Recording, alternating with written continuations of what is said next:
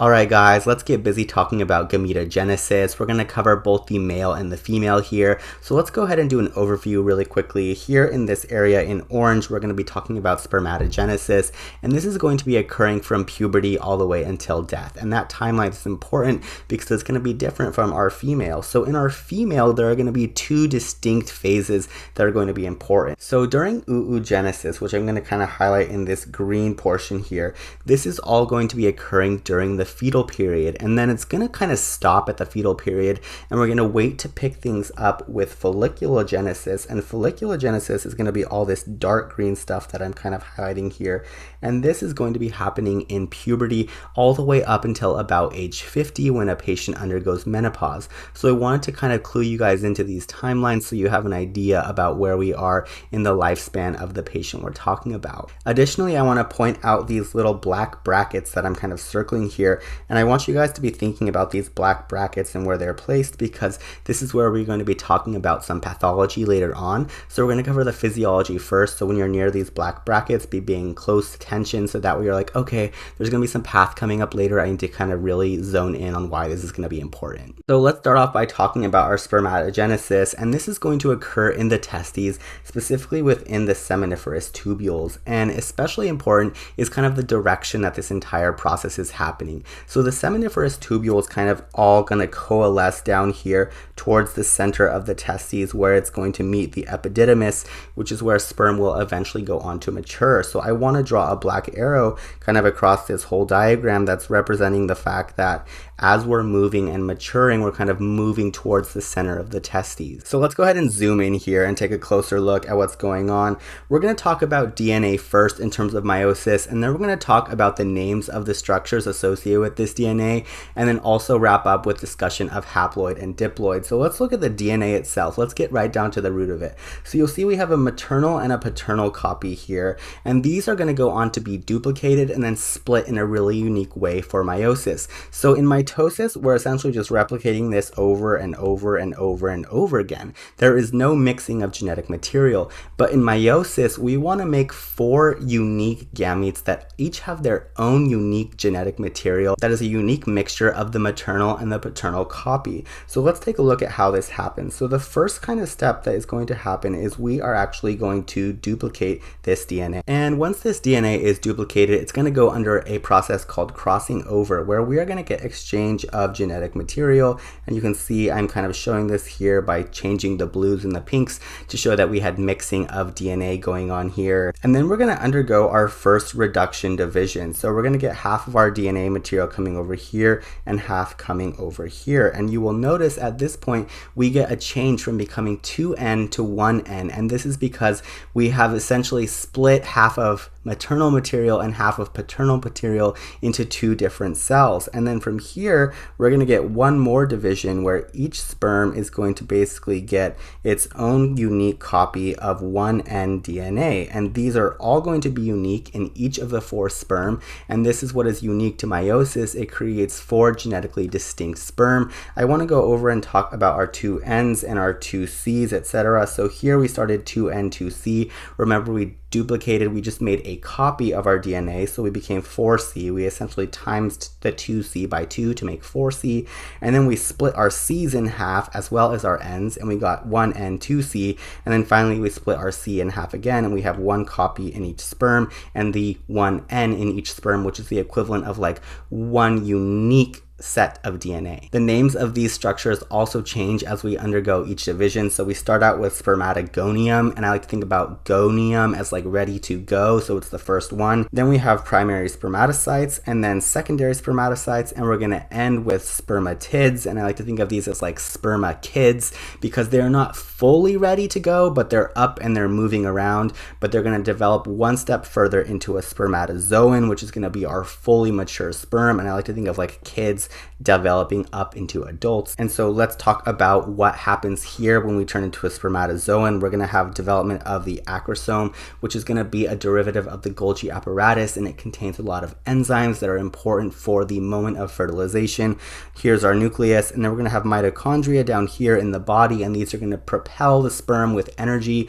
The propelling actually happens here with the flagellum, which is actually made of units called centrioles, and these are going to be important if they ask you biochem questions about a sperm. So zooming back out here, we talked about our spermatogonium, which is our first step that are going to undergo mitosis to become a primary spermatocyte, and then our primary spermatocytes are going to undergo meiosis, which involves that crossing over process, that exchange and mixing of genetic material to become two spermatocytes. And then these spermatocytes are going to undergo one more division to become 4 spermatids, and these are the spermakids that still need to do a little bit of development to be a mature spermatozoa, which we decided was this guy over here. So if I was to outline spermiogenesis, it would specifically be this part right here. That's where the spermakids are going to mature into the adult sperms. Whereas we would include spermatogenesis if we extended this line all the way out here. So spermatogenesis is going to be the entirety of this whole process. We talked about how maturation is going to occur in the epididymis, which I'm highlighting here, and we talked about how spermatids turn into spermatozoa, and this is going to involve the creation of the acrosome as well as development of the flagella.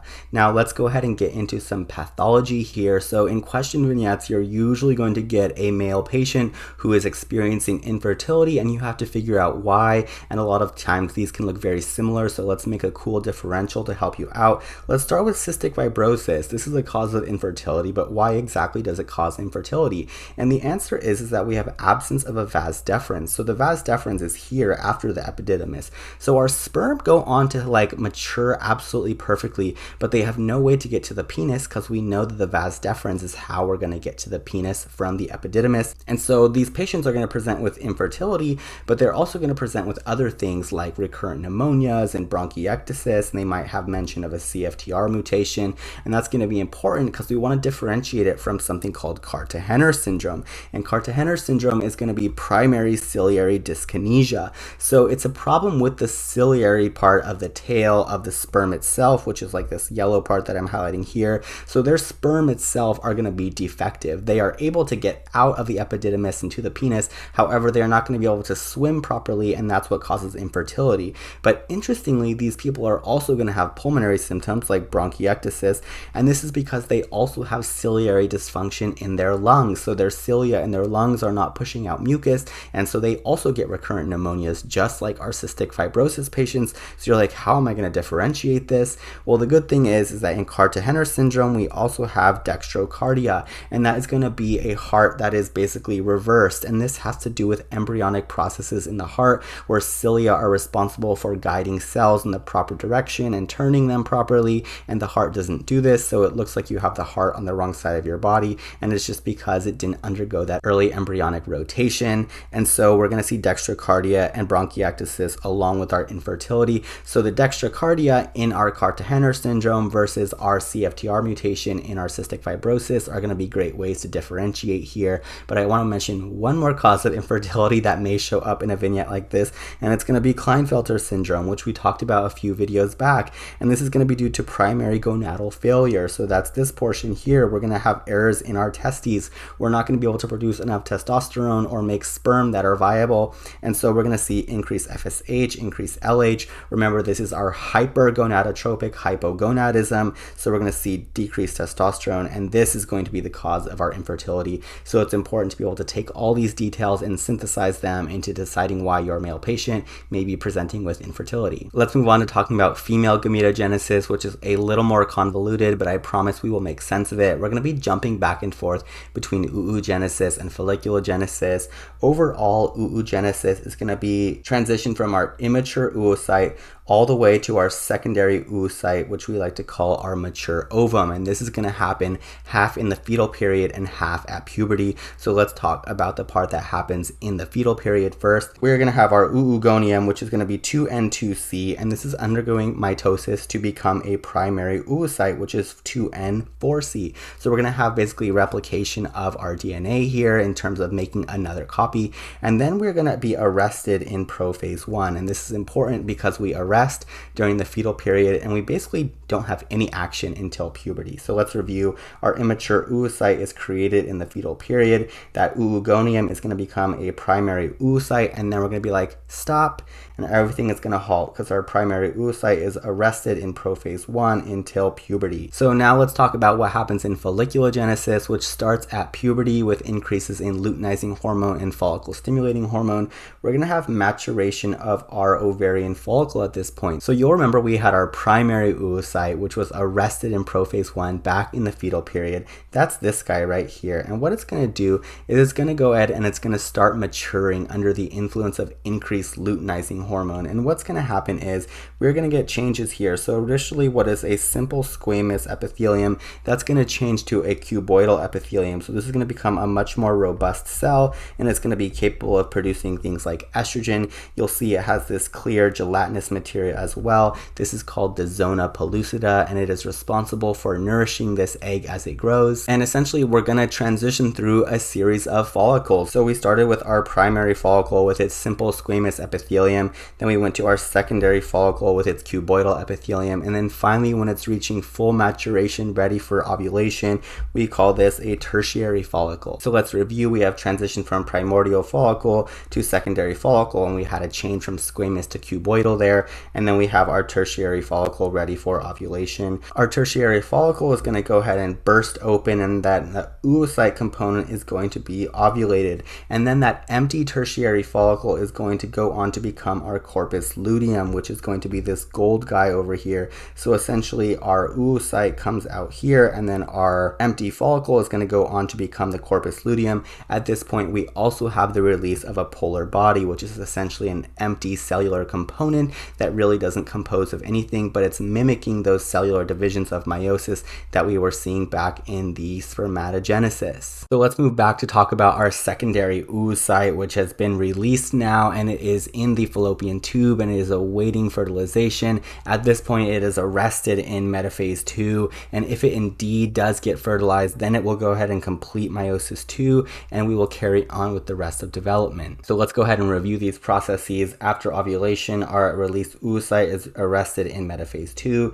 If unfertilized, we go to menstruation. If we do get fertilization, we're going to go to the zygote, and these post-fertilization changes are going to make the secondary oocyte undergo meiosis 2, which is going to create a mature ovum as well as a second polar body. So let's go ahead and get into a little bit of pathology here. There's not as much as the male, but essentially we can have primary ovarian failure, and this can be due to lack of eggs, or it can be due to menopause. We can also have pathology here where we have failure of follicles to rupture and release into the fallopian tube, and this is going to be when we have PCOS. So this is polycystic ovarian syndrome, and this is what occurs when we don't get release of follicles, and instead they're going to accrue as cysts within the ovary. The way to differentiate this based on your patients presenting in vignettes is menopause will usually be a woman around 50 or 52 years old. They're going to have things like hot flashes and perhaps signs of reduced estrogen like dry vaginal secretion, whereas the PCOS patient is going to present with hirsutization and perhaps excess acne, and this is going to be due to hormonal imbalances that they are experiencing as a result of their failure of follicles to rupture. So in terms of our high yield review, when it comes to our gametogenesis in the male, it's important to know the causes of infertility and where in this chain link of events this may be happening. In terms of our female, it's important to know the timeline and that we are going to be bouncing back and forth between oogenesis and folliculogenesis. Oogenesis beginning in the fetal period, whereas folliculogenesis is going to begin at puberty, and then oogenesis will go ahead and finish up during puberty and beyond as the patient has a new ovulatory cycle every month. I hope you guys enjoyed this video. I'll see you guys in the next one.